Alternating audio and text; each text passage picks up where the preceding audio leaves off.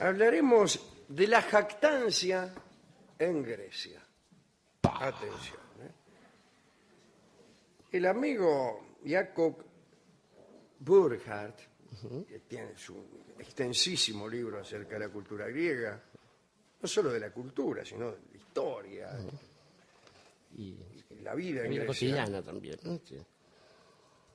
Dice que los atenienses del siglo V a.C. hablaban maravillas de la ciudad en la que vivían y se atribuían todas las virtudes posibles.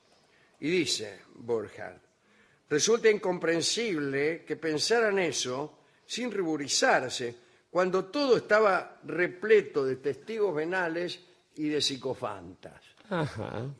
Qué linda palabra, psicofanta. Sí. ¿Qué haces? Que quiere decir falso delator. O delator, simplemente. Simplemente delator, sí. Es así. Y proviene de lo siguiente. En una época, en Atenas, se había prohibido la exportación de higos. No se podían exportar higos. Fíjese, da cierta ternura pensar en una economía tan sencilla, ¿no? Estuvieran mirando una higuera para ver si vendían higos a los persas. Y entonces habían estipulado también una recompensa para quienes denunciaran a los que vendían higos a los extranjeros. Y a esos denunciantes se los llamó psicofantas, siendo que higo en griego es psico, como lo sabe cualquier psicólogo. Se creía también que en Atenas estaban todas las virtudes posibles, que había una nobleza de alma y una honradez superlativa. Todos creían ser dueños de una hospitalidad particular que no se registraba en otros lugares, etc. Era un lugar común hablar constantemente de los inventos que se habían producido en la ciudad. Decían, ya en aquellos tiempos, que los atenienses habían enseñado a la humanidad a servirse el agua de los manantiales, a sembrar los cereales, que se habían plantado por primera vez allí el olivo y la higuera, y que además el derecho, la justicia, los ejercicios físicos, el enganche de las caballerías a los carros y el colectivo habían sido inventos atenienses. Todos los oradores tenían en reserva un buen número de lugares comunes para la redacción idealizada de todo lo ateniense. Ahora bien, más allá de cuestiones sociológicas, se ha dicho que podía notarse entre algunos individuos de Atenas una falta absoluta de modestia. Los filósofos, sofistas, poetas, pintores y gente hábil de toda índole tenían la capacidad de hacerse valer sin reserva y, como veremos, exageradamente. Ahora, lo importante es lo siguiente, según Burckhardt. La opinión pública exigía una jactancia porque les parecía que quien no pregonaba sus virtudes era porque no las tenía. Claro. Y decían, el sabio debe presumir de sabio. Y el dichoso, para que los dioses vean su gratitud, debe decirse dichoso. Eso garantizaba alguna convivencia. Siempre los sabios hacían bromas, los ricos se reían. Claro. Sin embargo, consecuencia de esto fue también el porte suntuoso y refinado con el que algunos se distinguían notablemente del vestir general de la población, en el que prevalecía una sencillez, ¿no? Los sofistas Gorgias e Hipias vestían de púrpura. Gorgias llevaba diademas de oro y una corona délfica. Simónides escribía en sus epigramas acerca de poseer una memoria insuperable y hablaba de su fama, de la fama que había adquirido por cantar con gran excelencia en una disputa coral. El pintor Parrasio tituló su autorretrato Dios Hermes, y en sus propios versos se llamaba a sí mismo descendiente de Apolo y príncipe del arte. También se mostraba insistentemente como aquel de los griegos que había ganado el primer puesto en todo y como aquel que había alcanzado los límites a los que podía llegar el arte. Parrasio, igual que Gorgias, también se vestía de púrpura e iba coronado. Hay una historia entre Parrasio y su amigo, el pintor Zeuxis, que también tenía lo suyo, ¿no? Parece que Zeuxis regalaba sus obras porque de ese modo se elevaba por encima de la vanausia. La vanausia es la que profesan los que trabajan con sus manos. Eso es lo vanáusico. Los griegos tenían horror a lo vanáusico y les parecía que la nobleza justamente consistía en no trabajar con la mano. Evitar lo artesanal. Sí. Entonces, los pintores siempre eran tenidos un poco en menos, los pintores y escultores, porque trabajaban con las manos. Una vez Filipo de Macedonia encontró a su hijo Alejandro tocando la cítara y resulta que tocaba muy bien. Y le dijo, no debes tocar tan bien, debes tocar un poco peor, porque el príncipe, el hombre noble, no debe rebajarse a esas tareas vanáusicas. No debe ser un virtuoso, claro, eso lo pondría como un podés profesional, ser claro. No, solo podés ser un aficionado. Bien. Bueno, muy bien. Hasta hoy llega eso. El caso es que este era Zeuxis, ¿no? El pintor. Y se presentaba en Olimpia con un traje en cuya tela iba entretejido su nombre con letras de oro. Fantástico. Un día Zeuxis pintó unos racimos de uva y, muy orgulloso de su obra, invitó a su colega Parrasio para que viera el cuadro. Parrasio tuvo que admitir la estupenda calidad de las uvas pintadas, pero la humillación que padeció Parrasio aumentó cuando entraron al taller unos gorriones que se posaron sobre las uvas dibujadas y comenzaron a picotearlas. El colmo del realismo. Claro. Tiempo después, Parrasio le pidió a Zeuxis que lo visitara. Y Zeuxis se presentó sabiendo que el otro le había estado preparando una venganza, ¿no?, para demostrar su superioridad artística. Y en un momento, Parrasio le dijo, sí, tengo una obra ahí nueva, si querés te la muestro. Está colgado, el cuadro está colgado allá en el fondo del galpón. Está tapado por una cortina, le dijo. Acércate y míralo si querés. Y el otro extendió el brazo para correr la cortina, pero no pudo. Y es que la cortina estaba pintada. Y entonces Zeuxis, abatido, se fue del lugar. Aquello revela también una idea del arte pictórico que no es la que corresponde a nuestros tiempos. Otro pintor, Polígnoto, decía, más fácil será que alguien me critique que no que me iguale. ¿A qué le hace acordar esto? A la publicidad. Claro. Ya hablaremos de eso, ya hablaremos. Claro, con una ventaja, ¿no? Pero bueno. Bien. Había un tejedor de alfombras que se jactaba en Delfos de que los dioses habían dado a sus manos una gracia divina. Burckhardt dice que este carácter lo demostraron también algunas figuras aisladas de la tragedia.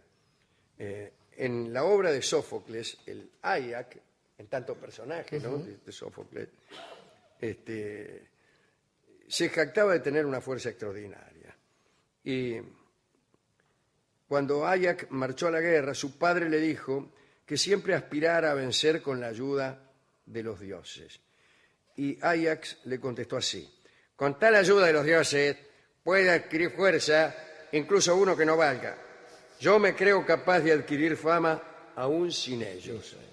Y aquello provocó el odio de Atenea, la diosa, que vino a confirmarse cuando en una ocasión Áyax desestimó la ayuda de la diosa, jactándose de que el enemigo no podía pasar por donde él estaba. Y le tocó la locura, aquello que más podía destruir a un ser verdaderamente extraordinario. Y en adelante los actos de Áyax fueron los de un hombre perdido y despreciable. Sin embargo, esto contrasta con la idea que todos tenemos de los griegos y que encuentra su mejor corporización en la existencia de dos palabras, que son ibris y sofrosine. La ibris es el exceso. Y es un pecado en sí mismo. Y es un pecado en sí mismo y es el peor pecado. El peor pecado. Y si uno revisa los mitos griegos, si uno revisara los mitos griegos, descubriría que el subjuntivo no ha muerto, pero que casi todos los castigos que los dioses propinaban a los mortales provenían de haberse jactado estos. Ciertamente, fíjese que no hay un delito. Estaba pensando en Faetón, ¿no? El hijo de Apolo que le roba el carro. El asunto no está tanto en el robo del carro, sino en el hecho de manejarlo mal, aproximándolo justamente al sol para derretirse, qué sé yo. Lo mismo que Ícaro y Dédalo. El problema no es haber zafado tanto del laberinto, sino haber pretendido llegar más arriba de lo que le correspondía como ser humano. Tal vez eso formaba parte de las recomendaciones ideológicas de los pensadores. Y Burger nos enfrenta con la realidad de unos chantapufis que andaban por ahí diciendo: a mí presénteme sencillo, fulano de tal era emperador del tal. Tiene que ver con la publicidad, tiene un poco que ver, tiene que ver con la espantosa práctica de algunos deportistas, de postularse como superiores, de hablar bien de sí mismos, etcétera, etcétera. Se parece bastante. Con la publicidad ocurre un fenómeno que ya hemos señalado algunas veces aquí. Por suerte, la gente ha aprendido a escuchar los avisos publicitarios y ha aprendido a interpretarlos. La gente sabe que no son ciertos, lo sabe positivamente, de modo tal que no comete las imprudencias que cometería si creyera verdaderamente que son ciertas las cosas que dicen los publicitarios. Si usted creyera que 4 gotas de Glostora rinden 100 admiradoras, y lo creyera firmemente, Aquí estoy. Sería un personaje patético. Imagínese usted poniendo 4 gotas de Glostora, se pone 8 y saliendo a la calle y dice: ¿dónde están las 100 admiradoras? Sí. Y enseguida iría al kiosco a quejarse al tipo que le vendió la Glostora, diciendo: escúcheme, no consigo ni media novia. Claro. Pero si vos fueras a decirle eso al kiosquero, que sería un reclamo aparentemente legítimo, te va a decir: pero es una propaganda. No es ingenuo, claro. ¿Qué quiere decir? Que es mentira. Que es mentira. Que es mentira. Hay también, los griegos nos han regalado la opción de entender que así como eso funciona para un grado de jactancia, por ejemplo la publicidad, eso funciona en general. Y que siempre... Es que esa forma de la publicidad se han trasladado al lenguaje todo de la comunicación. Y entonces cuando escuchamos estas cosas que decimos nosotros, pero también las que dicen en el programa que viene, en el anterior, y lo que es peor, en el noticiero, de esto, de cualquier radio, y sabemos que no es cierto en una de esas. Que son cosas que se dicen. Y hecho el reclamo dice: bueno, pero es así. Solo cuando uno llega al límite de la vergüenza que produce la comprobación directa sobre uno o algún amigo de ese tipo de discurso, es que advierte aquella cosa que uno toma en broma de los orientales, allí donde desaparece la palabra yo en algunas lenguas y se suplanta por esta humilde basura que está frente a usted. No es poco astuto, no es poco astuto, justamente, mejor decirlo así. Hay algunos boyeros entre nosotros. Boyeros digitales. Estaba pensando, Alejandro, que es muy curioso porque el siglo V antes de Cristo en Grecia, conocido como el siglo de Pericles, un siglo de oro. El siglo de oro, tiene una consecuencia curiosa que tanto nos recuerda a la patria. A Pericles lo juzgaron por mal gobierno. Fue el tipo que condujo ese siglo y lo juzgaron por mal gobierno, lo echaron y se acordaron después. Digamos que los siglos, además, que funcionaban también como esta especie de cosa de cambio, se convirtieron en un símbolo, y vamos a llevar esto no solamente a Cartago, ya mucho tiempo después, sino a la propia Revolución de Mayo. Quedaron como símbolo de eso que hay que alcanzar. Las brevas están maduras, dijo Saavedra. Digo que uno termina repitiendo cosas y no sabe que los higos le producen boqueras a uno, aun cuando se trate de esto. Pero pensaba sobre todo en lo que usted comentaba, bueno, Gorgias y algunos otros amigos, en Grecia circulaba esta cosa de decir, bueno, a ver, ¿por qué los sabios van a la casa de los ricos y andan detrás de los ricos y los ricos no andan chupando las medias a los sabios? Y la respuesta era, porque los sabios saben lo que les falta, los ricos nunca lo van a entender. Y uno se imagina que un sabio probablemente, teniendo una vida amorosa y una vida de los sentidos plena, tienda a callarse la boca y decir, quiero un poco más de luz, por ejemplo, si se le acerca, o bien como le dijo el mismísimo muchacho a Alejandro Magno, bueno, ¿y usted quién es? Dice, yo soy Alejandro Magno, ¿no me temes? ¿Usted es malo? No, no soy malo. ¿Y por qué voy a temerle? Tonto, córrase de ahí y deje un poco de luz. No me quites el sol. No me quites el sol, finalmente. Digo que un sabio, seductor, y humilde, tranquilo, callado, la diferencia entre un compadre y un compadrito tendría al lado un rico que, frente a la mención de una mujer, diría, anda, ¿qué me van a hablar de amor?